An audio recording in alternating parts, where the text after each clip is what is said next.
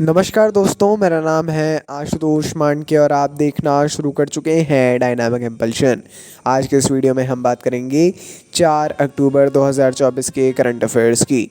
और अब जब आपने वीडियो की थंबनेल पर क्लिक करते हुए वीडियो देखने की शुरुआत कर ही दी है तो अंत तक जुड़े रहिएगा, क्योंकि आप सभी लोग जानते हैं कि ज्ञान को कभी भी अधूरा नहीं छोड़ना चाहिए।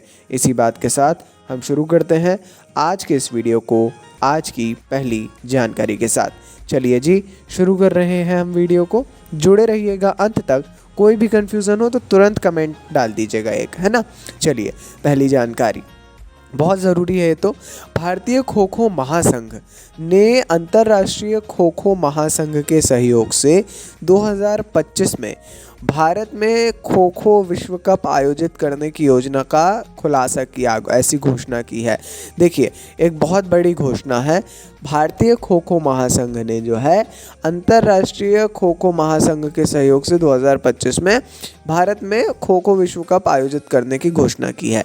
यह एक ऐतिहासिक घटना है जो कि पारंपरिक भारतीय खेल की वैश्विक मान्यता की यात्रा में एक महत्वपूर्ण मील का पत्थर है। जाहिर तौर पर खो खो ये हमारे इतिहास से भी जुड़ा हुआ खेल है और मतलब कहीं ना कहीं हटता चला जा रहा है ना। तो उसके लिए एक काफ़ी अच्छा विषय है और बहुत इम्पोर्टेंट जानकारी है। खो खो के इतिहास के बारे में अवश्य पढ़ना चाहिए। आगे बढ़ते हैं।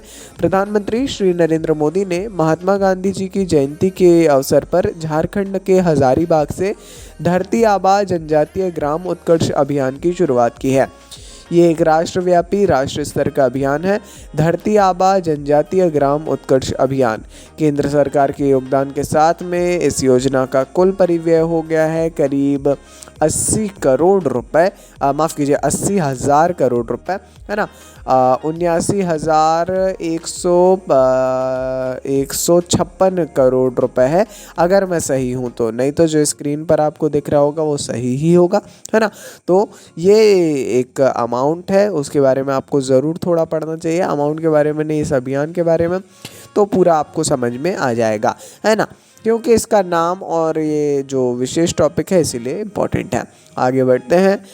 भारी उद्योग मंत्रालय ने 11 सितंबर 2024 को भारत मंडपम नई दिल्ली में PM electric drive revolution in innovative vehicle enhancement ऐसा करके पीएम ई ड्राइव योजना लॉन्च की, जो भारत के इलेक्ट्रिक मोबिलिटी प्रयासों में से एक महत्वपूर्ण बदलाव का प्रतीक है।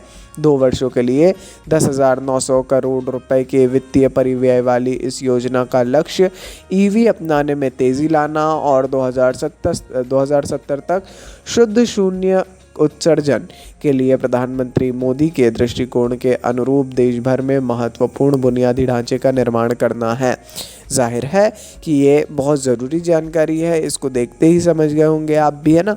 तो ज़रूर पढ़ लीजिएगा पीएम ई ड्राइव योजना, ये जो शुद्ध शून्य कार्बन उत्सर्जन है इसके बारे में थोड़ी सी और जानकारियाँ ले लीजिएगा, है ना, बहुत ज़रूरी है। प्लस भारी उद्योग मंत्रालय के बारे में भी थोड़ी जानकारी ज़रूर लीजिएगा, बहुत कम आता है न्यूज़ में। चलिए बढ़ते हैं आगे, देखते हैं अगली जानकारी।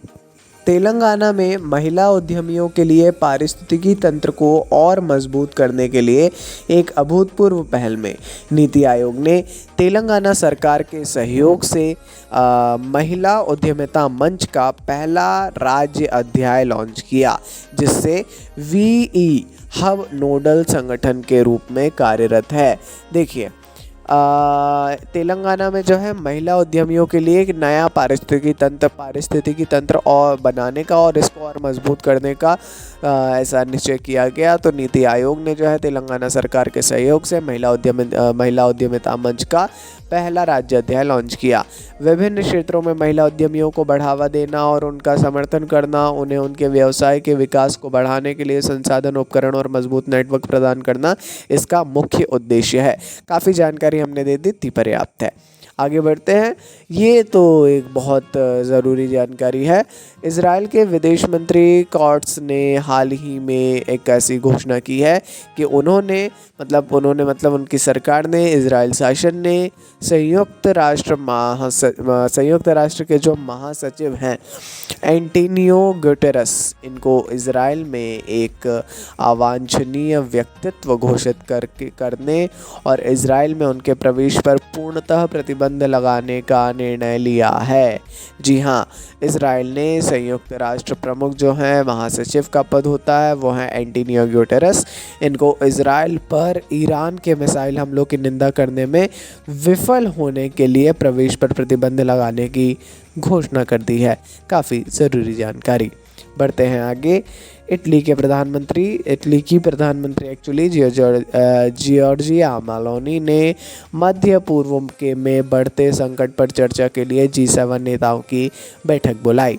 G7 की आवर्ती अध्यक्षता संभाल रहे इटली ने अभी वर्तमान में G7 की अध्यक्षता इटली संभाल रहा है। तनाव के बीच एक राजनयिक समाधान खोजने और अपनी प्रतिबद्धता पर जोर दिया, विशेष रूप से इज़राइल लेबनानी सीमा और इज़राइल पर ईरान के मिसाइल हमले पर ध्यान केंद्रित किया। ज़ाहिर तौर पर एक इम्पॉर्टेंट जानकारी है, पढ़ना चाहिए इसके बारे में थोड़ा। पहले G7 के बारे में पढ़िए, फिर क्यों ऐसी स्थिति है इसके बारे में पढ़िए, फिर थोड़ा सा यूरोपियन यूनियन के बारे में पढ़िए, फिर थोड़ा सा जो है इटली के आंतरिक मामलों के बारे में भी आपको पढ़ना चाहिए, है ना। बट मेन जो चीज़ है वो है G7। ठीक है जी, चलिए। बाकी ये थी आज के इस वीडियो की अंतिम जानकारी। जैसा हमने शुरुआत में भी बोला था, कोई भी कंफ्यूजन हो कमेंट तुरंत डाल दीजिएगा। डाउट्स बहुत जल्दी निकल जाते हैं और फिर जो है वो आपके प्रिपरेशन में बाधा लाते हैं। तो या तो एक कागज़ में नोट कर लीजिए, एक साथ पूछिए, या भाई आपको 10 डाउट आए आप 10 पूछ लीजिए, अलग अलग कमेंट्स में पूछ लीजिए, हमको भी आसानी हो जाएगी उत्तर देने में। बाकी ये थी आज के इस वीडियो की अंतिम जानकारी। अपन मिलता है ऐसी ढेर सारी जानकारी के साथ अगले वीडियो में। सपोर्ट बनाए रखिए। नमस्कार। Dynamic impulsion.